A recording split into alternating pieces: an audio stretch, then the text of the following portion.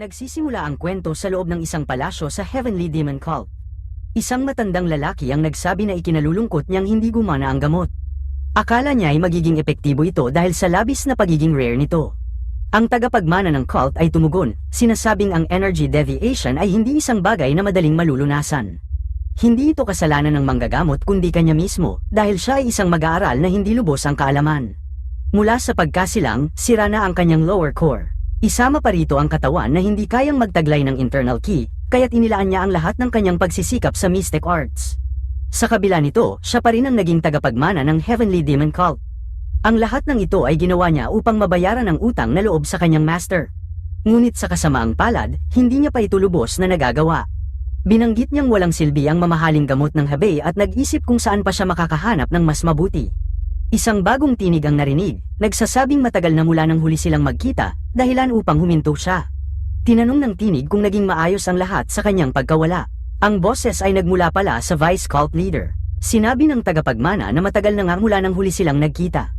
Ipinakilala ang Vice Cult Leader bilang si Chun Hajan. Sinabi ni Chun Hajan na dahil parehong hindi magampanan ng Cult Leader at ng tagapagmana ang kanilang tungkulin, obligasyon niyang tiyaking may pagpapatuloy ang kasaganaan ng cult.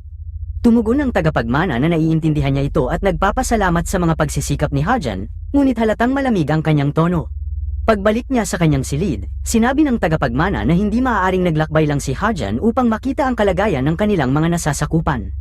Ibinaba niya ang hawak niyang tasa at sinabi sa sarili na kailangan niyang pigilan si Hajan bago ito makagawa ng kalokohan. Sa sandaling yun, bigla niyang naramdaman ang matinding sakit sa dibdib. Sinabi niya na hindi niya inasahan ito, kung saan aatakihin siya sa mismong sandali na nasa sarili niyang silid. Ngayon ay malinaw na sa kanya kung bakit napakasarap ng inuming yon. Habang sinisimulang durugin ang tasa, tinanong niya ang mga taong nagtatago sa itaas kung gusto rin ba nilang uminom, sinasabing nakakahiya naman na siya lang ang nakatikim nito. Isa sa kanila ang sumigaw ng atak, at bigla silang nagsimulang bumaba mula sa kisame.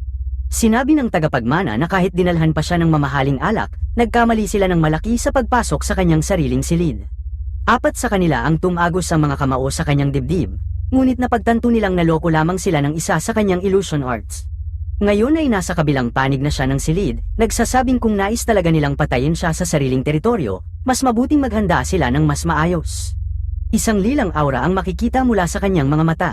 Agad siyang nilapitan ng mga umaatake, at sinabi niya na binalaan na niya sila habang inaabot ang kanyang kamay. Habang pinipisil niya ang kanyang kamao, sinabi niyang hindi sila sapat. Ang mga kadena ay nagliliparan sa paligid ng silid, tumatagos at pumapatay sa kanyang mga kalaban sa mismong sandali. Mas maraming tao ang lumitaw mula sa likuran, at sinabi niyang tila ngayon lamang sila nagpapakita matapos niyang ihanda ang entablado.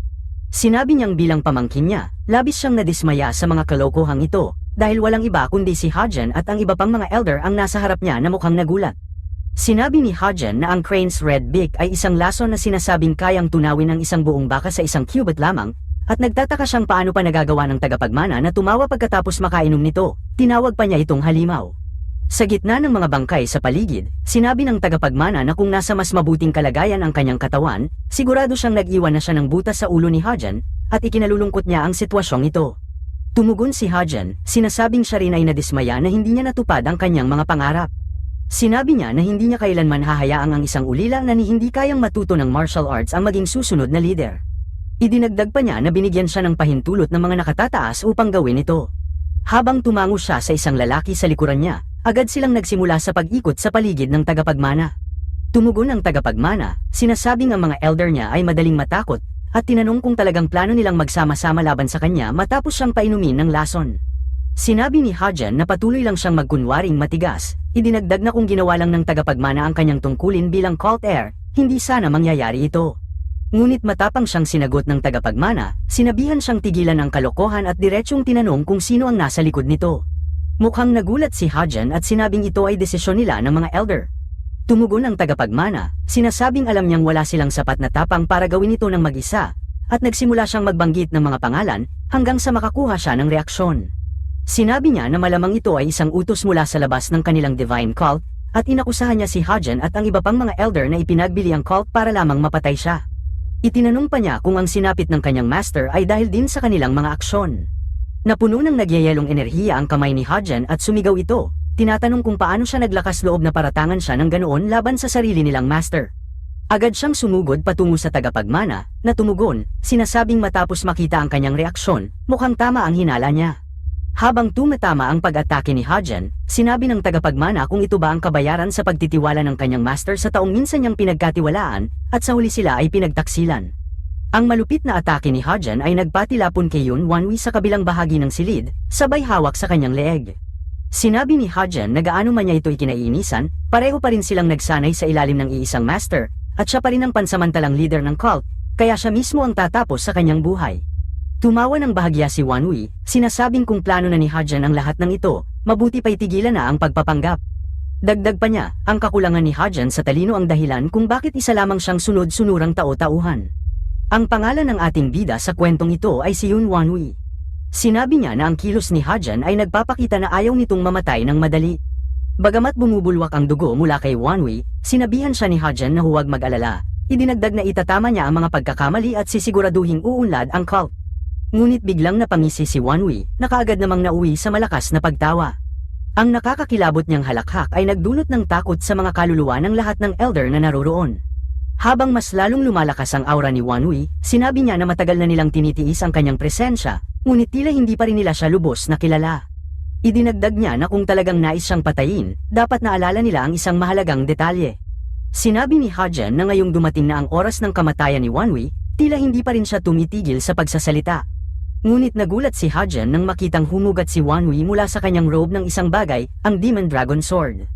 Nagpakita ng labis na pagkagulat si Hadjan habang kinikilala niya ang espada. Sinabi niya na naglalakas loob pa rin si Wanwi na magdulot ng gulo sa kanyang huling sandali, at agad na tinangka itong agawin. Gayunpaman, nagsimulang kumislap ang dulo ng hawakan nito ng isang kulay lila na liwanag, sabay naglabas ng aura na nagpatilapon kay Hadjan pa Atres. Napabulala si Hadjan, nagtatanong kung talagang nakapagtipo na si Wanwi ng ganito karaming mystic energy. Ipinaliwanag ni Wanwi na inilagay niya ang lahat ng kanyang mystic energy sa espada, na naglalaman ng kalooban ng unang heavenly demon. Habang abala si Hadjan at ang mga elder sa kanilang walang kabuluhang pag-atake, lihim na pinaghandaan ni Wanwi ang sandaling ito. Nang maramdaman ng mga elder ang nagbabadyang panganib, nagpanik ang mga ito, sinasabing kailangan nilang agarang gamitin ang kanilang panloob na enerhiya upang harangin ang paparating na atake. Ngunit sinabi ni Wanwi na huli na ang lahat. Ang espada ay nagsimulang maglabas ng kapangyarihang tinatawag na Soul Combusting Hell Flame Art. Biglang bumigit ang pressure sa buong paligid, animoy nawala ng liwanag ang buong silid. Ang ilan sa mga elder ay agad na tumilapon pabalik, halos naglaho na parang abo. Si Hadjan naman ay hindi nakaligtas, kitang-kita ang takot sa kanyang mga mata habang sinisigaw ang pangalan ni Wanwi. Sa labas ng palasyo, bumalot ang katahimikan. Ngunit biglang bumaluktot ang espasyo at panahon sa paligid, at isang napakalaking pagsabog ang sumunod. Naglaho ang kabuuan ng palasyo, at ang tanging natira ay ang lupang tinayuan nito, na parang walang anumang istruktura ang naroon dati. Nakaupo si Wanwi sa kinaroroonan ng dating palasyo, iniisip na kahit pa naging miserable ang kanyang buhay, hindi niya inakala na matatapos ito sa ganitong paraan. Ang malamig na snow na umiikot sa kanya ay nagdala ng alaala ng kanyang kabataan. Sa isang panaginip na bumabalik sa nakaraan, nakikita ang mga bata na walang awa siyang binubugbog. Habang ginagawa ito, pinagtatawanan nila siya dahil kaya niyang makakita ng mga espiritu. Isa sa kanila ang nagbanta na kung muli niyang sabihin na may dalang masamang espiritu ang isa sa kanila, mas masahol pa ang kanyang mararanasan. Dinagdagan pa nila ang panunuya sa kanya, sinasabing sirang-sira ang kanyang lower core. Sinabi pa nila na kung sila ang nasa kanyang kalagayan, matagal na nilang tinapos ang kanilang buhay. Habang nakatingin si Wanwi sa isang bato sa lupa, marahang niyang dinampot ito. Sinabi niya sa sarili na wala siyang ginawa kundi sabihin ang totoo tungkol sa kanyang nakikita, ngunit puot lamang ang ibinalik sa kanya ng mundo. Tumayo siya, at sa isang mabilis na galaw, sinugod ang batang nanakit sa kanya, at nakita ang pagtilamsik ng dugo. Ipinahayag ni Wanwi na hindi talaga niya kayang magpigil ng galit. Sa kanilang pag-iyak at sigaw, nagpatuloy si Wanwi, sinasabing hindi nila alam kung kailan dapat sumuko, kagaya nitong mga ligaw na espiritu. Sa kanyang harapan, lumulutang ang mga ito, at mariin niyang sinabi na lumayas na ang mga ito. Mula sa likuran, isang malamig na boses ang biglang nagsabi kay Wanwi na mayroon siyang mga espesyal na mga mata. Napuno siya ng takot at nagtanong sa sarili kung gaano na ito katagal naroroon, dahil nikatiting na presensya nito ay hindi niya naramdaman. Napansin niya ang mamahaling kasuotan at espada ng lalaki, bukod pa roon sila ay nasa malalim na bahagi ng kagubatan at alam ni Wanwi na hindi nagkataon lamang ang kanilang pagkikita dito, maliwanag na ito ay nagpunta dito upang hanapin siya. Tumawa si Wanwi, ngunit puno ng lungkot ang kanyang tono. Sinabi niya na malamang ay interesado ang lalaking ito sa kanyang mga isinumpang mata at kung nais nitong kunin ang mga yon, maaari niya itong gawin. Sanay na si Wanwi sa buhay kung saan ang pagtanggap ng puot at kawalang galang ay tila pangkaraniwan na lamang. Ngunit sa pagkakataong yon, tinanong siya ng tao kung maaari ba talaga niyang kunin ang kanyang mga mata. Sagot ni Wanwi, batay sa kanyang anyo, malinaw na siya ay isang bihasang martial artist, kaya ano pa ang magagawa ng kanyang pagtutol. Sinabi niya na hindi niya alam kung ang mga mata niyang ito ay maaaring magsilbing gamot para sa kanyang lakas, ngunit maaari niya itong bunutin, kainin, o gawin ang anumang kailangan niya. Sa halip, mabilis na isinuklob ng tao ang kanyang balabal kay Wanwi, at sinabi ang mga matang iyon ay hindi isang sumpa, bagkus, isang biyaya. May mga taong ipinapanganak na may pinagpalang upper energy core, o may espesyal na katangian sa kanilang kaluluwa, at ang mga batang iyon ay laging nagiging dakila. Para kay Wanwi, ang mga salitang yon ay napakatamis, halos tiyak niyang iisipin na ito'y kasinungalingan. Ngunit nagpatuloy ang tao, sinasabing mayroon siyang potensyal na maging mas natatangi kaysa kaninuman sa mundo. Hindi nagtagal, unti-unti nang nahuhulog si Wanwi sa kanyang sinasabi dahil iyon ang kauna-unahang pagkakataon na naramdaman niyang may nagbigay sa kanya ng init at pag-aalaga. Tinanong siya ng tao kung sasama siya, at walang pag-aatubiling sinabi ni Wanwi ang oo. Sa ganoong paraan niya nakilala ang kanyang master, ang Heavenly Demon. Nang tanungin ng Heavenly Demon kung may pangalan siya, sinabi ni Wanwi na wala. Sinabi ng Heavenly Demon na upang gunitain ang sandaling yon, nais niyang bigyan siya ng pangalang Wanwi, na nagbigay sa kanya ng panibagong dahilan upang mabuhay. Nakikita natin si Wanwi na nakaupo, iniisip kung paano niya ginawa ang lahat upang tulungan ang kanyang master, ngunit dahil sa kapintasan ng kanyang katawan, nauwi ito sa energy deviation ng kanyang master. Galit na galit si Wanwi, hindi niya matanggap ang kamatayan niya, ang mamatay dito ay napakakalunos-lunos. Ang kanyang katawan ay nasa bingit na ng pagbagsak, at mayroon na lang isang paraan upang iligtas ang kanyang sarili. Ibinagsak niya ang kanyang mga kamay sa lupa, at mula rito ay nagsimulang sumambulat ang gintong enerhiya. Sinabi ni Wanwi na gagamitin niya ang forbidden art ng Zoroastrianism, ang tinatawag na primordial divine wheel of reincarnation. Ang sining na ito ang magpapahintulot sa kanya na mapagtagumpayan ang kamatayan sa pamamagitan ng paglilipat ng kanyang kaluluwa sa ibang katawan. Ngunit kahit magtagumpay ito, nakatakda siyang magkaroon ng maikling buhay dahil sa rejection ng katawan sa bago nitong kaluluwa. Ginagamit niya ang natitirang mystic energy mula sa mga pira-piraso ng Demon Dragon Sword upang maisakatuparan ang sining na ito, at ngayon, ipinauubaya na lamang niya ang lahat sa kalangitan. Tumingin siya sa palasyo ng kanyang master, nagmamakaawa na sana'y makayanan nito ang lahat. Habang ang dilaw na aura ay nagsimulang mag-bloom sa anyo ng isang lotus flower, unti-unting bamuka ito, naglalabas ng sinag na umaabot hanggang sa kalangitan. Muling sinabi ni Wanwi na umaasa siyang manatiling ligtas ang kanyang master hanggang sa kanyang pagbabalik. Dahan-daang nagdilim ang kanyang paningin hanggang sa wala na siyang makita. Sa gitna ng kadiliman, biglang narinig niya ang boses ng isang babae na tila may sinasabi sa kanya. Sinabi ng babae na bilang anak ng isang concubine, nararapat lamang na manatili siyang mababa. Napansin niyang manhid at nanginginig ang kanyang buong katawan, at ang paggising na may naririnig na maingay na boses ay sadyang nakakasira ng umaga. Bigla siyang nagising, nagtanong kung nagtagumpay ba talaga ang Wheel of Reincarnation. Narinig niya ang babae na tinatawag siyang Tang Wenhui, na sinasabing nakikinig ba siya at pinapalayas siya mula sa sahig. Tumayo si Wanwi, napapaisip na nakakatuwang pareho pa rin ang kanyang unang pangalan sa kanyang nakaraang katawan. Ang babae naman ay nagpatuloy sa kanyang sermon, itinaas ang hawak nitong pamalo at sinabing paano niya nagawang hindi tumugon sa kanya. Ngunit bago pa man ito makahataw, pinigilan na ni Wanwi ang kanyang braso, sinabihan siyang mabaho ang kanyang hininga, at sana'y tumalikod muna ito bago makipag-usap. Tinawag pa niya itong matandang bruha. Napailing ang babae sa galit at sinabing paano niya nagawang tanggihan ang kanyang mga turo at insultuhin pa siya. Sa inis, isinara nito ng malakas ang pinto, sinasabing huwag na siyang mangarap pang makalabas hanggang hindi niya nauunawaan ang kanyang mga pagkakamali. Umupo si Wanwi sa kama, napabuntong hininga ng may kaginhawaan, sabay sabi na sa wakas ay magkakaroon na siya ng tahimik na oras para sa sarili.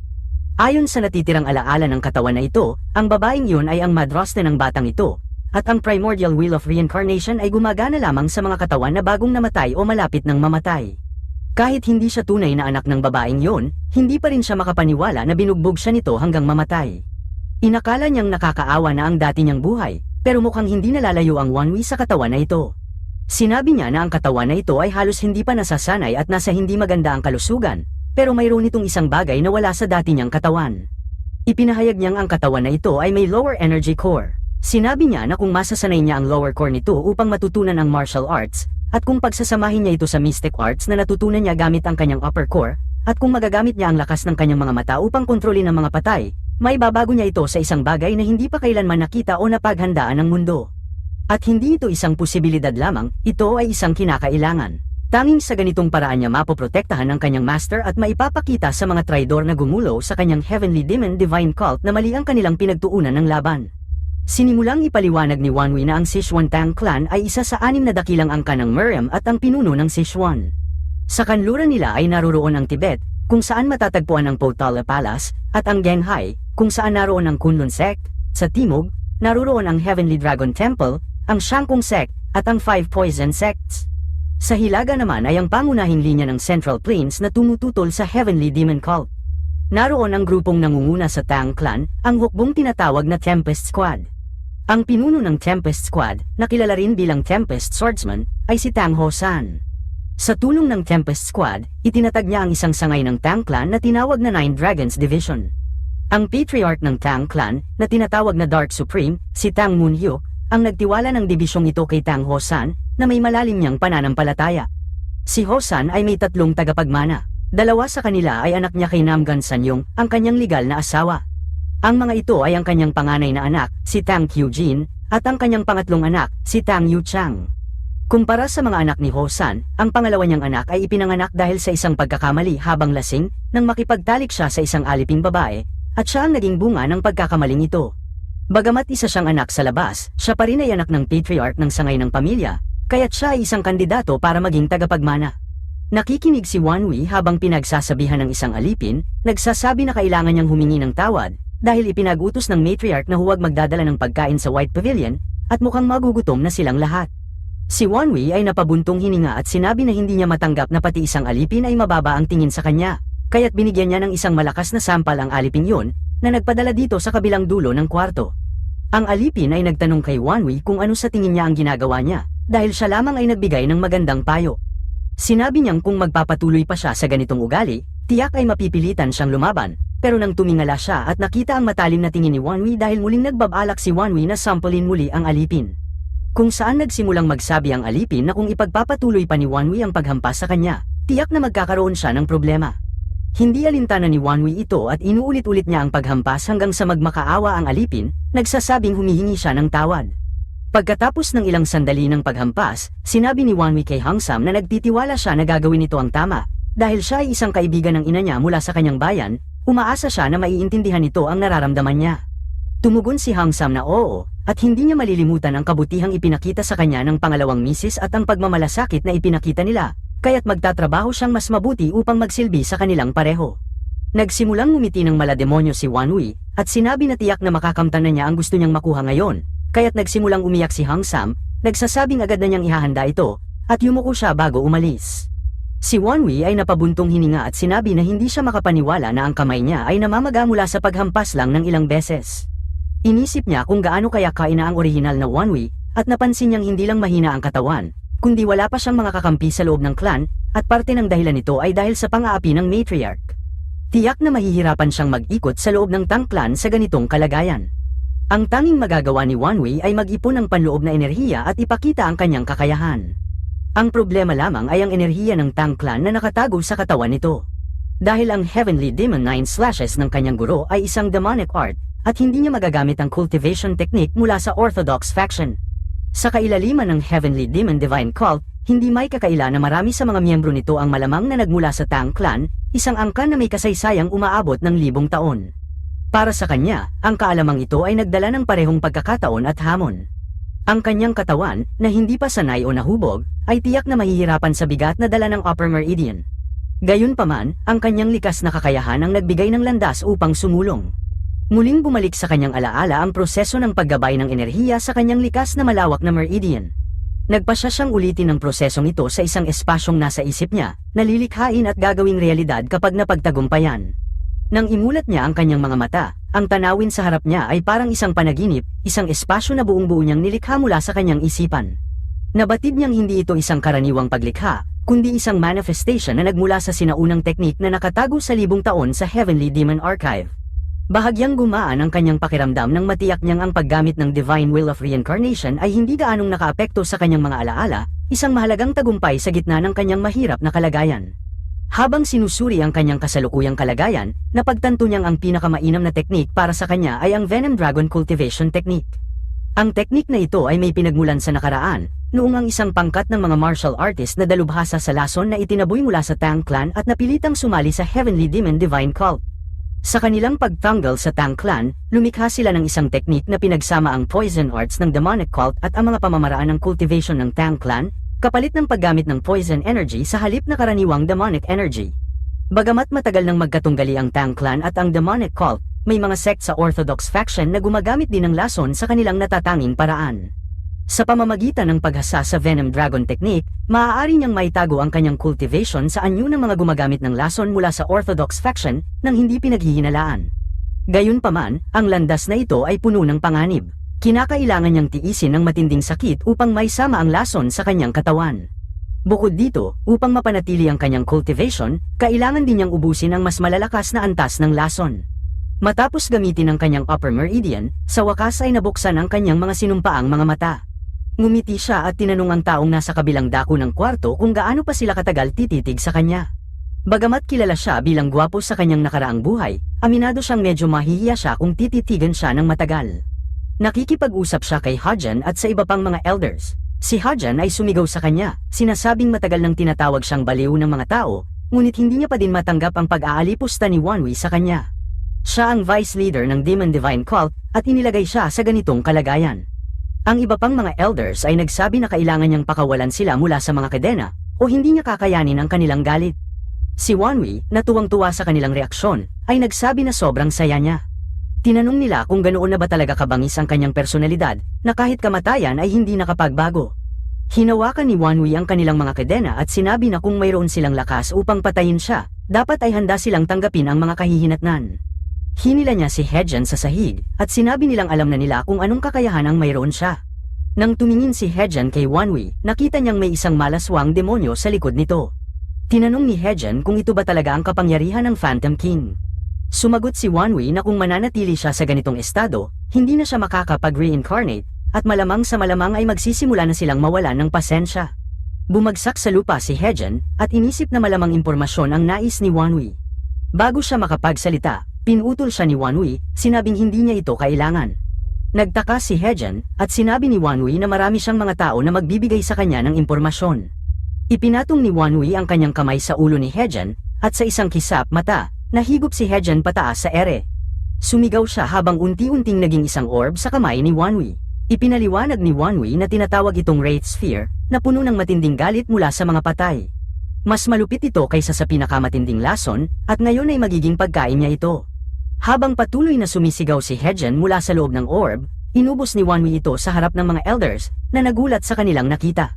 Naramdaman niyang nagsimulang kumirat ang buong katawan niya, na nagdulot ng tensyon sa kanyang buong katawan, at sinabi ng mga elders na walang paraan na makakatayo pa siya matapos kainin yon. Isa sa mga elders ang nagtanong sa iba kung hindi ba nila natatandaan na nagawa pa din bumangon ni Wanwi mula sa kamatayan matapos kainin ang matinding lason sa kanyang nakaraang buhay. Sinabi ni Wanwi na ngayon na si Hajan ay naging pagkain para sa kanyang Venom Dragon Technique, oras na para sa natitira nilang mga pagpipiliin kung ano ang gagawin nila. Tinanong kung susunod ba sila at magsasabi ng totoo o sila na ang susunod na kakainin niya. Ginawa niyang mga spheres silang lahat at nagsimulang ipaikot-ikot ang mga ito sa kanyang mga kamay. Tinatanong kung talagang sinusunod nila ang mga utos ng isang organisasyon na kilala bilang ang Association, kahit na sila ang mga elder ng Heavenly Demon Divine Cult. Nagmakaawa sila, sinasabing hindi sila nagsisinungaling, at sinabi ni Wanwi na isang organisasyon na wala pang pangalan ang nag-oorganisa sa kanila, ngunit ang problema ay nasa mga miyembro nito. Isang elder ang nagsabi walang ibinunyag ng kahit anong impormasyon tungkol sa association, at umaasa silang maniniwala si Wanwi sa kanila. Sinabi ni Wanwi na ang Heavenly Demon Divine Cult ay isang cult ng kasamaan na naniniwala na ang kanilang Panginoon ay ang Diyos na nagkatawang tao. Ang mga elders na ito na nag-aalay ng pagsamba sa Heavenly Demon bilang kanilang Diyos ay dumating sila upang patayin siya, ang Junior Heavenly Demon, dahil sa pagkasira ng reputasyon ng kanilang Diyos. Ang totoo, mas natatakot sila sa mga miyembro ng association kaysa sa takot nila sa kanilang master, ang Diyos na kanilang sinasamba. Sinabi ni Wanwi na akala niya nahulog lang sila sa mga patibong ng mga orthodox o unorthodox na sect. Pagkatapos ay binanggit niya ang salitang divergence. May mga tao na umaakyat sa tower na nakatayo sa itaas ng kalangitan. Sila ay mga absolutes, itinuturing na mga immortal na maaaring maituring na mga kalamidad sa kanilang sariling karapatan. Marahil sila ang tunay na mga mastermind at lumalampas ito sa kanyang mga unang inaasahan. Inubos ni Wanwi ang lahat ng mga orb, sinasabi na wala ng oras para magpahinga at dahan-dahan ay mag-adjust ang poison sa kanyang katawan, kailangan niyang mapabilis ito kaagad. Pagkatapos nito, lumipas ang 2 buong buwan, at makikita natin sa silid ng Grand Matriarch. Tinanong niya kung sigurado ba silang hindi nila pinagsisilbihan ng pagkain ang maruming batang yon. Sumagot si Hang Sam na hindi siya makakalabag sa kanyang mga utos, at tinanong siya ng Matriarch kung bakit siya ay maayos pa din, dahil inisip niyang magbibigay ito sa loob ng 3 araw at magmamakaawa sa kanyang mga paa para sa awa. Nagkaroon pa nga ng usap-usapan sa estate na pinatay niya siya at pinalitan ng isang double at nagsasagawa ng pagtataksil. Bukod pa doon, malapit nang dumating ang clan head, kaya paano siya haharap dito kung maririnig ng clan head ang mga kasinungalingang balita? Napabuntong hininga siya at tinanong si Hang Sam kung dinala niya na ang mga dokumentong hiningi ni Wanwi. Sinabi niyang humiling si Wanwi ng mga ulat ukol sa kasalukuyang kalagayan ng Martial Realm, lalo na sa mga outer regions. Sinabi ng Matriarch na hindi naging interesado si Wanwi sa mga yun noon, at nagtaka siya kung paano siya nagbago ng ganito sa loob ng 2 buwan, pagkatapos ay nag-isip kung may nasa likod ng lahat ng pagbabago ni Wanwi at sumusuporta sa kanya. Sa kabila ng pagiging maruming bastardo, mayroon pa rin siyang dugo ng branch family head. Kung makukuha niya ang interes ng clan head kapag dumating ito, may posibilidad na magkakaroon ito ng posisyon sa loob ng clan. At hindi na siya magugulat kung may mga individual na magtangkang manipulahin siya upang gamitin para sa kanilang kapakinabangan. Hinampas niya ang lamesa, sinasabi na tanging si Guy Eugen at Yu Chang lamang ang makakakuha ng atensyon ng clan head, at hindi siya makapaniwala kung paanong naglakas loob ang mga ito na gamitin ang maruming batang yon. May kumatok sa pinto, nagsabing dumating na si Master Yu Chang, at tinanong ng Matriarch kung natapos na ba nito ang kanyang seclusion training. Sinabi ni Hang Sam na aalis na siya at sinabi ng Matriarch na umalis na siya at mag-report agad kung muling gumawa ng kalokohan ng batang yon. Pumasok si Yu Chang, tinanong ang ina kung kamusta siya, at sinabi ng Matriarch na mabuti naman, at pinaupo siya. Tinanong niya kung nakuha ba nito ang lakas na kanyang hinahanap, at sumagot si Yu Chang na maaari pa siyang lumakas, ngunit matagumpay niyang na-master ang Shadow Chi. Sinabi ng Matriarch na magandang balita yon, at alam niyang kaya yon ni Yu Chang. Sumagot si Yu Chang na narinig niya ang mga kwento tungkol sa ating bida habang papunta siya rito. Tinanong kung hindi pa ba nito naiisip ang kanyang mga kasalanan at pagmamakaawa para sa awa matapos ang kanyang mga paglabag sa kanya. Napabuntong hininga ang Matriarch, sinabing oo, at kahit iniisip ito ay sumasakit ang ulo niya. Napapatanong na lang siya sa sarili kung ano ang mga plano ni Wanwi sa oras na ito. Sinabi ni Yu Chang na batay sa mga pangyayari, naniniwala siyang may sumusuporta sa batang iyon mula sa anino. Tinanong ng ina kung talaga bang naniniwala siya sa conclusion na iyon, at sumagot si Yu Chang na walang paraan na isang batang may kakaunting internal energy ay makakaligtas ng walang pagkain o tubig sa loob ng 2 buwan, at naniniwala siyang may mga elixir na pinapasok sa kanya tuwing gabi. Sinabi ng ina na yun din ang kanyang conclusion, ngunit wala siyang ideya kung sinong hangal ang sumusubok gamitin ang batang yon. Kaya inilatag ni Yu Chang ang kanyang plano, irerekomenda niyang makilahok si Wanwi sa festival kapag dumating ang clan head. Dahil kapag nakakuha si Wanwi ng malaking oportunidad na yon, wala nang magagawa ang taga-suporta ni Wanwi kundi tulungan siya ng lubos. Sinabi ng ina na magandang ideya ito, at sigurado siyang magpapatuloy silang magbibigay ng mga elixir upang mapabuti ang mga kakayahan nito habang naghihintay sila na magpakita ang taga-suporta at kunin ang credit sa pagpapalakas sa batang yon. Sumagot si Yu Chang ng oo, at kapag nalaman nila ang pagkakakilanlan ng taong yon, pababagsakin nila kung sino man yon. Ngunit sa pag-aalala, nagtanong ang ina kung ano ang mangyayari kung magkamali si Wanwi, sinabing tiyak na itataksil ng clan head ang branch family dahil hindi nila kayang disiplinahin ang batang yon. Sumagot si Yu Chang na kahit gaano pa tumulong ang taga-suporta, hindi makakamtan ni Wanwi ang kahit anong tagumpay, at kung magkamali o magdulot ng aberya, siya ang tatayo upang pigilan ito bilang kapatid. Bumalik sa silid ni Wanwi, makikita natin ang isang purple na aura na umaalis sa kanyang silid habang patuloy nilang sinasabi na kahit gaano pa kalaking tulong ang matatanggap ni Wanwi. Walang paraan na makakamit ng batang hindi pa natututo ng Tangklan Ki cultivation technique ang mataas na antas na magtagumpay sa loob ng ganitong kabilis na panahon. Ngunit, sana ay maghanda sila dahil nagiging malupit ang paghahanda ng ating bida. Bumalik ang kwento kay Wanwi na kausap si Hang Sam nang sabihin ni Hang Sam na narinig niyang ang Demon Divine Cult ay nasa isang civil war sa nakaraang 6 na taon. Ipinaliwanag ni Wanwi na 2 buwan na ang nakalipas nang hilingin niyang dalhin ni Hang Sam ang mga pinakabagong pangyayari sa Martial Realm. Inaasahan niya na ang paglipas ng maraming panahon mula sa kanyang paggamit ng Wheel of Reincarnation, ngunit ang 6 na taon ay labis-labis mula sa kanyang inaasahan. Nang marinig niyang 6 na taon na ang lumipas, nagsimula siyang makaramdam ng konting kawalan ng pag-asa. Pinagpatuloy ni Hang Sam ang kwento at sinabi na ang Heavenly Demon noong panahon ay nawawala. Tinanong ni Wanwi kung anong ibig sabihin ng nawawala, at pinaliwanag ni Hang Sam ang mga detalye. Sinabing matagal nang napagplanuhan ng demonic cult ang masamang plano na ito, naging magulo ang lahat ng ito. At lahat sila ay natatakot kung kailan at saan muling magpapakita ang Heavenly Demon. Sa loob-looban ni Wanwi tila nabuhayan siya ng pag-asa dahil may pagkakataong marahil buhay pa ang kanyang master. Kahit nakakaunti, mayroon pa siyang maliit na pag-asa. Ang tanging nais niya ngayon ay tumakbo pabalik papuntang Tian Shan Mountains. Ngunit sa kanyang kasalukuyang estado, kulang siya sa lakas, impormasyon, at pera. Lalo na ang impormasyon, habang makikita siya na nagsasanay ng kanyang martial arts, sinabi niyang ang mga taksil ay gagamit ng iba't ibang pamamaraan upang hanapin ang master, at kung hindi pa nila ito natagpuan, kailangan niyang makuha ang impormasyong kasing husay ng kanila.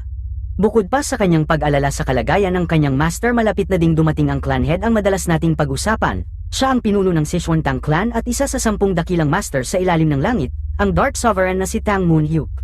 May mga kwento na bubuo ang Dark Sovereign ng isang bagong espesyal na martial unit, at kung makakasali siya sa unit na yun at magamit ang information network ng Tang clan, tiyak na tataas ang kanyang pagkakataong mahanap ang kanyang master. Habang nagsasalita, isang maliit na gagamba ang gumapang papasok at nagsabi na mukhang malapit nang makamit ni Wanwi ang breakthrough sa 12 Fierce Tiger Steps. Ang 12 Fierce Tiger Steps ay isa sa pinakamahusay na basic technique na ipinamamana sa mga vagabonds na nagbibigay sa nagsasanay ng kakayahang gamitin ang buong katawan bilang sandata. Pinagnilayan ni Wanwi ang mga resulta ng kanyang pagsasanay, iniuugnay ito sa kanyang matinding muscle training, maingat na paglilinis ng pressure points at meridian gamit ang Venom Dragon Art at pagkain ng Ghost Orbs. Bahagya siyang napabuntong hininga at nagtanong kung kailangan ba niyang muling kumain ng Bigo Pills. Ang maliit na gagamba na kasama niya na isa palang elder na gumagamit ng katawan nito, ay sumagot na wala ng ibang paraan dahil napakahigpit ng seguridad. Tumitig si Wanwi at nagbabala na gagawin niya itong orb kung magpapakita pa ito ng kakaibang kilos. Nanginginig ang elder at agad na nakiusap, sinasabing ginagawa naman ito ang lahat ng makakaya. Sa huli tumango si Wanwi at tinanong kung may nalaman na ito, lalo na kung nasaan ang Dark Sovereign. Inamin ng elder na hindi nito alam ang eksaktong lokasyon, ngunit nabanggit na bumalik na si Yu Chang mula sa kanyang seclusion training. Tumango si Wanwi, iniisip na makatwiran ang pagbabalik ni Yu Chang sa nalalapit na pagbisita ng Dark Sovereign. Nag-usisa pa siya, tinatanong kung may iba pang impormasyon. Saglit na nag-alinlangan ng elder bago ibinunyag na nakita nitong nagkukutsabahan sina Yu Chang at ang madrasta laban kay Wanwi. Matapos marinig ang paliwanag ng elder tungkol sa plano nila, napangisi si Wanwi. Maliwanag ang kanilang balak, sirain siya sa darating na pagbisita ng Dark Sovereign. Naniniwala silang may lihim na sumusuporta sa kanya at gumagawa sila ng paraan para siya'y mapahiya. Natuwa si Wanwi sa kanilang plano na parabang sila na mismo ang nagsusulat ng kwento ng kanyang buhay. Bagamat ayaw niya ang kanilang intensyon na ipahiya siya, ang rekomendasyon para sa espesyal na unit ay umaayon sa kanyang layunin. Napatigil ang kanyang mga iniisip nang may kumatok sa pintuan. Nakilala niya ang boses ni Hang Sam at pinapasok ito. Pumasok si Hang Sam na may dalang lalagyan ng gamot. Tinitigan ito ni Wanwi nang may pag-aalinlangan at tinanong kung ano yon. Sagot ni Hang Sam, ito raw ay mula sa matriarch mismo. Sinabi ni Wanwi na akala niya sinabi ng matriarch na huwag siyang bigyan ng pagkain. Paliwanag ni Hang Sam, sinabi raw nito na sapat na ang kanyang pag-iisip kaya binigyan siya ng gamot upang maibalik ang kanyang lakas matapos ang lahat ng kanyang pagdurusa. Napabuntong hininga si Wanwi, napansin agad ang malinaw na layunin ng matriarch kaya iniutos niyang ilagay na lang ang gamot sa gilid. Ngunit iginiit ni Hang Sam na kailangang makita niyang inumin ito ni Wanwi. Napailing si Wanwi bago ito agad na nilagok, kasabay ng pagbanggit na kung totoo ang mga narinig niya, malamang na may halong madness poison ito. Gayunpaman, hindi ito magiging epektibo laban sa kanya dahil sa kanyang kaalaman sa Venom Dragon Art. Habang iniinom ito, sinuri niya ang mga sangkap at napagtanto na may halong White Mountain Herb, Soul Burning Resin, at maliit na dami ng madness poison. Bukod dito, napansin niyang may 5 essence powder din ito, isang napakahalagang sangkap. Paliwanag niya kung minsan o 2 beses lamang ito iinumin, magdudulot ito ng pagbawi ng lakas at pagtaas ng inner energy. Ngunit kung regular na iinumin, nagiging lason ito sa mind gate. Bagamat inaasahan na niya ito, nagulat pa rin siya nang malaman na may toxic cinnabar din itong halo. Nagalit ang gagamba, tinatanong kung nasiraan na ba ng bait ang matriarch para bigyan siya nito. Sinaway siya ni Wanwi, sinabing ayos lang yun at kailangan niyang malaman kung sino ang sorcerer na tumulong sa matriarch. Agad na sumunod ang gagamba at tumalon palabas ng bintana. Ibinalik ni Wanwi ang mangkok kay Hang Sam, iniisip kung layunin ng matriarch na sirain ang kanyang isipan upang gawing sunod-sunuran sa pamamagitan ng isang spell. Interesado siyang malaman kung gaano kahusay ang sorcerer na kinuha nito. Tinanong niya si Hang Sam kung bakit naroon pa ito matapos niyang inumin ang gamot. Ipinaalam ni Hang Sam na naroon din sa labas ang martial arts instructor na ipinadala ng matriarch para sa kanya. Tumaas ang kilay ni Wanwei at tinanong kung ano ang ibig niyang sabihin sa martial arts instructor. Paglabas niya ipinakilala sa kanya ang kanyang instructor si Tang Gun. Magalang na nagpakilala si Gun, sinabing pansamantala lamang ang kanyang presensya ngunit nasa kanyang pangangalaga si Wanwei sa panahong yun. Sinabi ni Wanwei na ang lalaki sa harap niya ay ang Fierce Gale Warrior, isa sa pinakamahusay na miyembro ng Elite Squad noong aktibo pa ang Tempest Squad. Isa itong martial master na kabilang sa 5 pinakamalakas sa Nine Dragons branch family. Ngunit ngayon isa na lamang itong matandang namumuhay na parang palaboy dahil ayaw na nitong tanggapin ang anumang trabaho. Sinabi ni Gun na inatasan lamang siyang bantayan si Wanwei sa loob ng 4 na araw bago dumating ang clan head. Tansya ni Wanwei na tinanggap lamang nito ang trabaho dahil ayaw nitong makialam sa event. Dagdag pa niya malinaw ang layunin ng kanyang madrasta, sa pamamagitan ng paglalagay ng isang master gaya ni Gun bilang kanyang instructor, maipapakita nito sa iba na ginawa niya ang lahat para sa kanyang anak. Ngunit pagkatapos nito gagamit siya ng sorcery upang mapahiya siya sa harap ng clan head. Agad na tinanong ni Wanwei si Gun kung ano ang ituturo nito sa kanya. Sinabi ni Gun na may martial art na partikular na pinili ni San Yang para sa kanya. Nagtanong si Wanwei kung ano yun at sagot ni Gun hindi niya ito ipapakita ng 2 beses kaya kailangang mag-focus siya. Biglang nagsimula si Gun na mag-dash sa buong training area, nag-iiwan ng tila mga after image sa bawat galaw. Napansin ni Wanwei na ito ay isang step technique na nagpapahintulot sa gumagamit na gumalaw ng parang anino. Sinundan niya ang bawat kilos ni Gun at ipinaliwanag nito na ang technique ay tinatawag na Shadow Shroud Step. Nagtanong si Wanwei kung ito ang madalas gamitin ni Yu Chang at sumagot si Gun ng oo dahil ito ang pundasyon ng Shadow Ki nito. Napabuntong hininga si Wanwei, sinasabing malinaw na plano ng madrasta na ipahiya siya kumpara sa kanyang anak. Pinaliwanag ni Gun na ang Shadow Shroud Step ay nakatuon sa palihim na paggalaw at epektibo kapag pinagsama sa assassination weapons at poison arts. Dagdag pa niya nag-iwan na siya ng mga marka sa lupa kaya't kailangan lang sundan ni Wanwei ang mga ito. Sinabi ni Wanwei na hindi siya umaasa ng mas mababa mula sa Fierce Gale Warrior. Tumugon si Gun, sinasabing itinuro na niya ang Shadow Shroud Step kaya dapat gawin ni Wanwei ang lahat para kopyahin ito. At kung hindi niya makuha, pinayuhan siyang pumunta sa Righteous Wind Hall Chief sa halip na sa kanya. Sinabi ni Wanwei kay Gun na na-master na niya ang Shadow Shroud Step. Nagulat si Gun at nagtanong kung ano ang ibig niyang sabihin. Muling inulit ni Wanwei na na-master na niya ang technique. Napakamot ng ulo si Gun at sinabing baka hindi niya naiintindihan ang hirap ng martial arts lalo na't hindi pa siya nakapag-aral nito noon. Ipinaliwanag ni Gun na ang Shadow Shroud Step ay isa sa mga pinakamahirap na stepang technique. Kahit ang mga miyembro ng Tempest Squad ay kinailangan ng 10 araw para matutunan ang bawat anyo nito. Maging ang mga tinaguriang henyo tulad niya mismo ay kinailangan ng 5 araw kaya't aabutin ng hindi bababa sa 3 buwan para sa isang tulad ni Wanwei na maunawaan ang mga pangunahing kaalaman nito. Napailing si Wanwei habang naririnig niyang tinatawag ni Gun ang sarili nito bilang henyo. Sinabi niya na siguro nga ganun ang tingin nito sa sarili nito. Tumango si Gun, sinabing kung naiintindihan na niya dapat niyang ipagpatuloy ang masipag na pagpraktis. Ngunit inulit ni Wanwei na na-master na niya ang technique. Napasimangot si Gun, sinabing imposible itong ma-master sa isang tingin lamang. Tinawag ni Wanwei ang atensyon niya at iminungkahi ang isang pustahan 30 silver coins para mapatunayan kung na-master na niya ang Shadow Shroud Step o hindi. Agad namang nagliwanag ang mata ni Gun sa ideya ng pera. Sinabi ni Wanwei na narinig niya ang buwanang sahod ng Righteous Wind Hall ay nasa 10 silver coins lamang kaya't ang pustahang ito ay siguradong kaakit-akit katumbas ng 3 buwan ng sahod. Bahagyang naalangan si Gun, naglinis ng lalamunan at sinabing ang Shadow Shroud Step ay isang mahalagang martial art ng Tang Clan, isang teknik na sumasalamin sa kanilang kaluluwa. Aniya ang pustahan tungkol dito ay isang malaking kahibangan. Bahagyang natawa si Wanwei ngunit pinigilan ito, tinawag si Gun na duwag. Nainis si Gun sa panunokso ngunit nagpatuloy sa paglalakad si Wanwei, sinasabing ang Fierce Gale Warrior na siya mismo ang nagsabing 5 araw ang ginugol niya sa pag-aaral nito bilang isang henyo, pero ang pag-atres ng ganito ay nakakahiya. Tumigil si Gun at sumigaw, sinabing napakahusay ni Wanwei sa pang-aasar kaya't tatanggapin niya ang pustahan hindi bilang patunay kundi bilang parusa sa kawalang galang ni Wanwei sa martial arts. Tumawa si Wanwei at sinabing dahil tinanggap na niya ang pustahan, nangangahulugan itong hindi na siya maaaring umatras. Hinamon ni Gun si Wanwei na patunayan kung na-master nga ba niya ang Shadow Shroud Step, ngunit bigla na lang napunta si Wanwei sa kanyang likuran bago pa man siya makapag-react. Hindi makapaniwala si Gun at tinanong kung paano ito nangyari, ngunit ngumiti lamang si Wanwei habang hawak ang pouch ni Gun. Tinanong ni Wanwei si Gun kung ano ang balak niyang inumin ngayong araw dahil tila mabigat ang laman ng pouch na yun. Nagsimulang pagpawisan si Gun at hindi makapaniwala. Sinabi niya kay Wanwei na pandaraya ang ginawa nito, sabay tanong kung paano nito natutunan ang Shadow Shroud Step. Tumugon si Wanwi na natutunan niya lamang ito ngayon sabay tanong kay Gon kung iniisip ba nitong nagkaroon siya ng pagkakataon na matuto ng martial arts ng mas maaga. Inamin ni Gon na totoo na iniisip niya na may kaalaman na sa martial arts si Wanwi ngunit nananatiling palaisipan sa kanya kung paano natutunan ni Wanwi ang Shadow Shroud Step ng isang beses lamang na nakita. Sinabi ni Wanwi na hindi niya akalain na si Gon pala ay mapanliit at hindi marunong umamin ng pagkatalo sabay tanong kung nais ba nitong subukan muli. Tumanggi si Gon sinabing hindi na niya ito susubukang muli. Nagpatuloy si Wanwi sinabing maaari niyang subukan ng ibang martial arts dahil nakakapagod kung iisa lang ang gagamitin. Muling nang asar si Wanwi sinabing mukhang malaki ang kawalan ni Gon dahil sa totoo lang siya mismo ay maaaring isang henyo. Dagdag pa niya kung gaano kaliit ang pustahan nila tila ganoon din kaliit ang kumpiyansa ni Gon sa sarili. Galit na sinabi ni Gon na maghintay si Wanwi dahil pupunta siya ng bangko upang kumuha ng pera.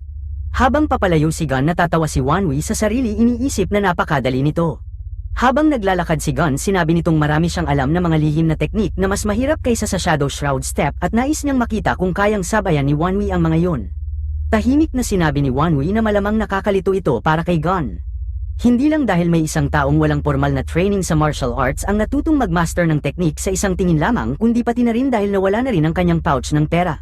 Dagdag pa ni Wanwi maaaring hindi niya na-master ang martial arts noon ngunit ang mga nakalaban niya bilang junior lord ay ang mga elite sa mundo ng martial arts at kilala ang kanilang mga pangalan.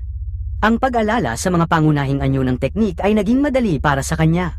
Samantala may isang nilalang ang kausap ang ating bida at tinanong siya nito kung ano ang kanyang palagay sa nagawa niya ngayon at kung naging maganda ba ang resulta. Sinabi ni Wanwi na sa totoo lang kahit gaano pa siya kagaling imposible na maagaw niya ang pouch ni Gon ng mag-isa dahil sa agwat ng kanilang mga level. Ngunit sa kabutihang palad isang bahagyang paggalaw mula sa espiritu ang nagbigay sa kanya ng pagkakataon na maagaw ito. Ngayon ay panahon na upang ganap niyang matutunan ang martial arts ni Gon at makuha rin ang lahat ng pera nito. Makalipas ang 4 na oras makikita si Wanwi na isinasagawa ang iba't ibang teknik tulad ng Soul Tracking Soaring Butterfly, Wild Wind Body Technique, at maging ang Wild Wind 12 Rotation. Tahimik na pinagmamasdan ni Gon ang unti-unting pagkaubos ng kanyang mga pinansyal na pinagkukunan habang ang mga espiritu sa paligid ay nagbubulungan. Bagamat tinuturing nilang heretic si Gon hindi nila maiwasang maawa sa kanya dahil sa masamang kapalarang nasangkot siya sa mga plano ng Junior Lord. Naalala nila ang kanilang pinagdaanan bago sila naging mga multo. Napaluhod si Gon sa lupa at tinanong siya ni Wanwi kung may natitira pa siyang pera. Malungkot na inamin ni Gon na hindi na siya makakahiram sa bangko. Sinabi ni Wanwi na nakakalungkot iyon at iminungkahi na magkaroon sila ng isa pang pustahan. Nagsimulang umiyak si Gon sinasabing lubos na siyang nawala ng pera. Sinagot siya ni Wanwi na makinig muna at sinabi niyang dapat silang maglaro ng isa pang round kung saan ipupusta niya ang lahat ng kanyang napanalunan. Nanginginig si Gon tinanong kung ibebenta ba siya ni Wanwi bilang alipin. Tumanggi si Wanwi at idinagdag na mayroong isang mahalagang martial art si Gon na hindi basta-basta magagaya, at ito ay ang Tempest Dance. Ang nabanggit na teknik ay tumama sa damdamin ni Gon. Napansin ito ni Wanwi nang magsimulang pakawala ni Gon ang kanyang aura. Sinabi ni Gon na bagamat maaaring totoo ito para sa ibang martial arts ang Tempest Dance ang kaluluwa ng Tempest Squad.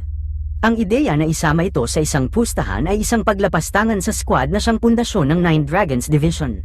Sinabihan niya si Wanwi na huwag nang ulitin ang ganitong ideya sa hinaharap. Napansin ni Wanwi na bagamat karaniwang nakikita bilang isang playboy si Gon siya din ay tinaguri ang Fierce Gale Warrior. Tinanong ni Wanwi kung talagang naniniwala si Gon na wala siyang karapatang matutunan ang Tempest Dance. Sumagot si Gon na may karapatan si Wanwi dahil siya ay isang miyembro ng kanilang pamilya. Dahil ipinakita na ni Gon ang Tempest Dance sa unang anak na babae at sa ikatlong anak na lalaki ng clan, hindi na dapat magiging problema kung ito rin ay ipakita niya kay Wanwi. Sinabi ni Wanwi na ang mga tinutukoy niya ay hindi kaugnay sa kanyang karapatan at angkan. Tinanong niya kay Gon kung sa pananaw niya ba ay may kakayahan siya, kung saan nagtaka si Gon sa sinasabi ni Wanwi. Sumigaw si Wanwi at tinanong si Gon kung iniisip ba ni Gon kung may talento siya upang maging isang Tempest Warrior at kung may karapatan ba siyang ipagpatuloy ang legacy ng Tempest Squad. Dahan-daang kinilabutan si Gon nang maalala ang legacy dahil matapos ang kanilang malupit na pagkatalo tumigil na ang Tempest Squad. Ngunit nais ni Gon na muling mabuhay ang Tempest Squad kahit isang beses lang. Sa loob ng 20 taon ang misyon ng Tempest Squad ay nakaukit na sa kanyang puso at sino ang mag-aakalang maririnig niya ang mga salitang iyon mula sa pinakamahina sa mga tagapagmana, ngunit ang mga salitang iyon ay tumatagos sa kanyang puso. Pero ang paggamit ni Wanwi ng Tempest Dance sa isang pustahan ay isang bagay na mahirap niyang tanggapin. Nararamdaman ni Wanwi ang inis at sinabi na kung sa unang pagkikita pa lamang nila ni Gon na 4 na oras na ang nakalilipas, ay hiningi na niyang turuan siya ng Tempest Dance dahil nais niyang ipagpatuloy ang legacy ng Tempest Squad, ituturo kaya ito ni Gon. Kung iisipin halos wala nga itong interes na turuan siya ng Shadow Shroud Step. Iniwas ni Gon ang tingin at sinabing wala siyang sagot doon. Napagtanto ni Gon na ginawa ni Wanwi ito bilang paraan upang hamanin siya at patunayan ang sariling kakayahan. Narinig niyang nagbago si Wanwi ngunit malinaw na itinago lamang nito ang tunay na lakas at talento. Tumugon si Wanwi na tama ang sinabi ni Gon na ganoon nga ang nangyari. Sinabi naman ni Gon na ang mga martial arts na itinuro niya kay Wanwi kasama na ang Shadow Step ay mga teknik na noon ay mahihirapan ng batang master na si Wanwi na matutunan. Nangangailangan ng mga ito ng napakaraming inner energy na hindi kayang makuha sa loob lamang ng 2 buwan. Ngunit napansin ni Gon na palihim na nangangalap si Wanwi ng inner energy habang nasa ilalim ng pagmamatsyag ng matriarch. Tinanong ni Gon si Wanwi kung ngayon napaparating na ang Dark Sovereign, ilalabas na rin ba nito ang mga pangil na matagal nang nakatago? Walang pag-aalinlangang sumagot si Wanwi ng oo. Sinabi ni Gon na isang tunay na malupit na plano ang pagtataksil sa pamilya. Napagtanto ni Wanwi na isang papuri yun mula sa clan, subalit nakakahiya pa ring marinig. Napansin ng mga elders ang tunay na potensyal ni Wanwi at humanga sila sa ipinakita niyang demonstrasyon. Tinanong ni Wanwi si Gon kung ibig bang sabihin nito na ituturo na niya ang Tempest Dance. Patuloy naman ang pangungutya ng mga elders, sinasabing walang paraan para maantig si Gon sa mga salita ng batang master. Ngunit sinabi ni Gon na ayos lang at ituturo niya ang Tempest Dance kay Wanwi. Sa pagkakataong yun, humarap si Wanwi at formal na hiningi kay Gon ang martial arts instructor, naturuan siya ng nasabing teknik. Bagamat bahagyang nagulat si Gon, ngumisi ito at formal ding ipinakilala ang sarili, sinasabing tinatanggap niya ang kahilingan. Idinagdag pa niya na hindi tulad ng mga naunang teknik, ang teknik na ito ay magiging mas mahirap. Sinabi ni Wanwi na nais niyang baguhin ang pustahan. Tinanong ni Gon kung bakit pa kailangang magpustahan, at sumagot si Wanwi na nais niyang pagtaya ang mama master niya ang Tempest Dance sa loob lamang ng 1 araw. Ang matatalo ay kailangang bumili ng pagkain at inumin para sa nagwagi. Pumayag si Gon at pabirong bumulong na parang maganda nga iyon at naniniwala siyang siya ang magwawagi. Sinabihan niya si Wanwi na magmasid ng mabuti, sabay tumalon mula sa sahig upang ipakita ang simula ng teknik. Ipinaliwanag ni Gon na ang mga dating miyembro ng Tempest Squad ay nangakong hindi makikialam sa pagmana ng pamilya. Kaya, kahit mamanahin ni Wanwi ang Tempest Dance, hindi nila siya matutulungan bilang kahalili o tagapagmana ng trono. Gayunpaman, inamin ni Gon na may nakikita siyang magaling na kasama sa inuman, isang tao na maaaring magdala ng bagong landas para sa Tempest Squad. Bagamat nagagawa ni Gon na ipagmalaki sa iba na mayroon na siyang maasahang kasama sa inuman at kaagapay sa paglalakbay sa landas ng Tempest, hindi niya maitanggi na may higit pa roon ang nangyayari. Sa pagpapamalas ni Wanwi ng teknik na Tempest, napatunayan nito ang pangalan ng teknik. Nilikha niya ang marahas na hangin kumalat sa paligid, subalit kasunod nito, agad ding inamin ang pagkatalo ni Gon sa pusta. Sa kabila nito, sinabi ni Gon na hindi mahalaga ang pagkatalo sa pustahan. Para sa kanya, isang biyaya para sa kanilang pamilya na ganoon kahusay si Wanwi. Gayunpaman, sa loob-loob niya, alam niyang hindi lamang isang mabuting kasama sa inuman ang kaharap niya. Si Wanwi ay tila nagiging halimaw pagdating sa pagkain, nilalantak ang bawat ulam na nakahain. Habang abala si Wanwi sa pagkain, lumapit ang tagapamahala kay Gon, nag-aalok ng dagdag na serbisyo. Hiniling ni Gon na magdagdag ng alak dahil alam niyang hindi niya kakayanin makipagsabayan kay Wanwi nang malinaw ang isip. Napansin ni Wanwi ang alak at nagtanong kung alkoholik ba siya, sabay mungkahi na mas mabuting pumunta sila sa Dragon Lord Pavilion. Napangisi si Gon, alam niyang sinabi yun ni Wanwi dahil sa mamahaling presyo ng naturang lugar. Para kay Gon, sapat na ang restaurant na ito. Ang kalidad ng pagkain dito ay isa sa pinakamasarap sa lugar at hindi niya kailangan ng mas magarbong karanasan. Sa kabila nito, sumang-ayon si Wanwi na talagang kahanga-hanga ang pagkain dito. Habang umiinom si Gon, pabulong niyang sinabi sa sarili na kahit medyo mahal ang lugar, nais niyang bigyan ang sarili ng pagkakataong magpakasaya. Ang hindi niya inaasahan ay ang tila walang katapusang mga order ni Wanwi na parabang pang 1 linggo. Sa loob-looban tumugon si Wanwi, sinasabing ang Dragon Lord Pavilion ay hindi rin akma sa kanyang mga plano. Ipinaliwanag niya na upang matagumpay na may segowa ang kanyang plano, kailangan niya ng mga lugar na katulad nito kung saan maraming tao ang pumupunta. Habang nag-uusap sila, lihim na iniwan ni Wanwi ang isang marka sa ilalim ng mesa. Bagamat tila karaniwang simbolo lamang, agad itong kinilala ng isa sa mga elders. Isa pala itong lihim na teknik upang makipag-ugnayan sa demon worship ang Divine Fire Sect. Tinanong siya ng mga elders kung yun nga ba ang dahilan ng kanyang pagpunta dito. Walang pag-aalinlangan, sinabi ni Wanwi na kailangan niyang ipaalam sa mga nananatiling bihag ng hukay ng kawalan ng pag-asa na siya, si Wanwi, ang Junior Heavenly Demon, ay nananatiling buhay at handang kumilos. Samantala, ang gagamba ay nakapwesto sa itaas ng isang puno, mat-ama na nagbabantay. 10 araw na siyang naroon, ngunit wala pa ring anumang palatandaan ng kaina-hinalang kilos. Napabuntong hininga siya, nagtatanong sa sarili kung hanggang kailan pa siya kailangang manatili sa kanyang pwesto. Habang nakaupo sa itaas ng isang puno, malalim na nag-iisip ang gagamba kung hanggang kailan pa siya kailangang magbantay. 10 araw na ang lumipas nang walang anumang kaina-hinalang kilos, ngunit sa wakas, may isang bagay na pumukaw sa kanyang pansin. Napansin niya ang isang uniforme mula sa Ching Cheng sect, at nagtaka kung bakit may miyembro ng pamilyang iyon na may suot nito. Kaagad niyang nakilala ang taong iyon bilang si Kyujin, ang panganay na anak. Naisip niya na bilang anak ni Sanyang, tiyak na may balak ito, at hindi maiiwasan ang mga plano kung magkikita sila. Ang salitang anak ay nagpukaw ng damdamin ng gagamba. Naisip niya na sana ay ligtas at maayos ang batang iyon. Subalit mabilis din niyang binalik ang kanyang atensyon sa kasalukuyan, sinasabing hindi ito ang tamang panahon para magpatalo sa emosyon. Nagdesisyon siyang kumilos, naglalayong makuha ang pabor ng Junior Lord. Dahan-dahan siyang gumapang papunta sa gilid ng dingding upang mas marinig ang kanilang usapan. Narinig niya na tinatanong si Kyujin ng kanyang ina kung balak ba nitong saktan ang kanyang ina. Naguguluhan ang gagamba, ngunit ang sagot ni Kyujin ay malinaw. Sinabi nito na kahit gawin niya yon, wala pa rin yun kumpara sa ilang beses na sinaktan ng kanyang ina si Wanwi. Idinagdag niya na sa pagkakataong ito, iniutos pa ng kanyang ina ang pagkulong at hindi pagbibigay ng pagkain. Sinubukan pakalmayan si Kyujin ng kanyang ina at sinabing hindi na kailangang mag-alala dahil may tumutulong kay Wanwi ng palihim. Nakita ng gagamba na nanginginig sa galit si Kyujin habang sumagot ito. Sinabihan siya ng ina na magtuon na lamang ng pansin sa nalalapit na pagbisita ng Dark Sovereign. Sa tindi ng emosyon, malakas na pinukpok ni Kyujin ang mesa, sinasabing hindi sapat ang paliwanag nito upang bigyang katwiran ang pagtrato kay Wanwi. Iginiit ni Kyujin na sigurado siyang walang kaalam-alam ang ina na may tumutulong kay Wanwi at malinaw na nais lamang nitong patayin ang ating bida. Napaisip ang ina ni Kyujin kung bakit labis ang pakialam nito sa isang bastardo. Ngunit pinaalala ni Kyujin na bahagi pa rin ito ng kanilang dugo. Sa galit, sinabi ni Kyujin na wala nang ibang sinasabi ang ina kundi paulit-ulit na bastardo at hindi ito kailanman nagbago.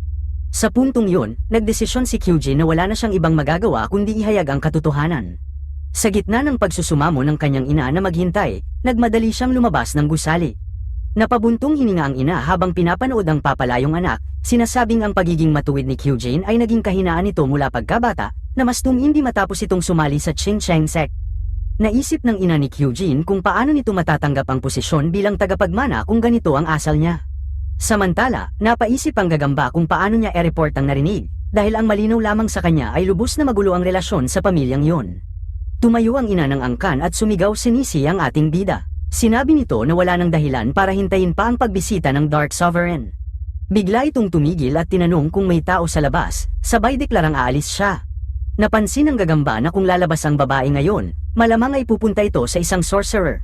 Samantala, sa training area, inalala ni Wanwi na 10 araw na ang lumipas mula nang inukit niya ang summoning order mark sa tavern, ngunit wala pa ring anumang reaksyon. Bagamat sa loob ng Jiulong County dapat ay may deployment information na mula sa mga kontak ng demon worship ng Divine Fire Sect pero tila walang nangyayari. Malinaw na maaaring umatras ang kontak o hindi sila makakilos ng malaya dahil sa ilang restriction. Lalong lumalala ang sitwasyon at magiging hindi maganda ang kalagayan ng magkabilang panig kung hindi siya magpapalakas kaagad. Sa gitna ng kanyang pag-iisip, pinuri ni Gon si Wanwi sa ginawa nito at sinabi pang mahusay din ito sa paggaya ng weapon arts. Tinanong ni Wanwi kung may sama ng loob si Gon, at tumugon si Gon na hindi niya maintindihan kung bakit mas inuuna ni Wanwi ang weapon arts kaysa assassination at poison arts. Sumagot si Wanwi na masyado raw makitid ang pag-iisip ng mga clan. Idinagdag niya na ang dispersing flower staff technique ay isa ring martial art ng clan kaya ito hinati sa iba't ibang bahagi. Nagulat si Gon na napansin agad ito ni Wanwi at mayabang na tinuro ni Wanwi ang sarili, sinasabing siya ang kahangahangang estudyante ni Gon na natututo ng 10 bagay mula sa isa lang na itinuturo. Napangiwi si Gon at sinabing kailangan ni Wanwi ng kaunting pagpapakumbaba. Ipinaliwanag ni Wanwi na dahil maraming sektang sumusubok na ipahayag ang kanilang pagkaunawa sa martial arts, sa mga partikular na anyo, ang mga galaw ng isang signature technique ay kadalasang nagiging masyadong komplikado nang hindi kinakailangan. Samantala, ang Tang clan ay kilala sa kanilang assassination techniques at poison arts, dalawang uri ng martial arts na gumagamit ng mga kasangkapan. Dahil dito, hinati nila ang kanilang signature technique sa iba't ibang bahagi upang kahit anong teknik ang gamitin, magagawa nilang mabilis na lumipat sa susunod na hakbang. Bagamat hindi magarbo o kaakit-akit ang estilo ng Tang clan, bumabawi ito sa praktikalidad. Ang sistemang ito ang pundasyon ng matagumpay na mga pagpatay at mahusay na paggamit ng lason. Sa kabila nito, nais ni Wanwi matutunan ang Heavenly Demon's 9 Swords na itinuturo ng kanyang master. Isa rin itong signature technique na hinati sa iba't ibang bahagi. Napagtanto niyang maaaring makatulong ang weapon art system ng clan upang mapagsama at mas epektibong magamit ang teknik ng kanyang master, isang bagay na sa ngayon ay pangarap pa lamang niyang mapahusay.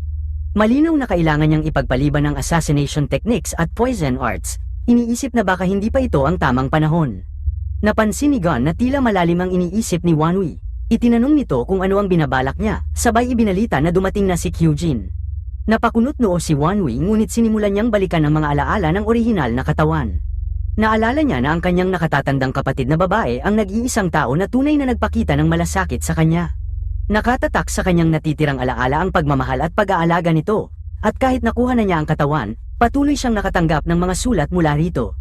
Ang mga liham na iyon ay laging puno ng pag-aalala at pagmamahal, at tahimik siyang umaasa na magiging maayos ang relasyon nila ni Kyujin. Gayunpaman, desidido siyang maging mortal na kaaway ang ina nito ang kanyang madrasta. Iniisip niya kung malalaman ito ni Kyujin, papanig pa rin kaya ito sa kanya. Ipinabatid ni Gon na ngayong araw, kailangang libutin ni Wanwi ang mga elder at miyembro ng clan upang bumati.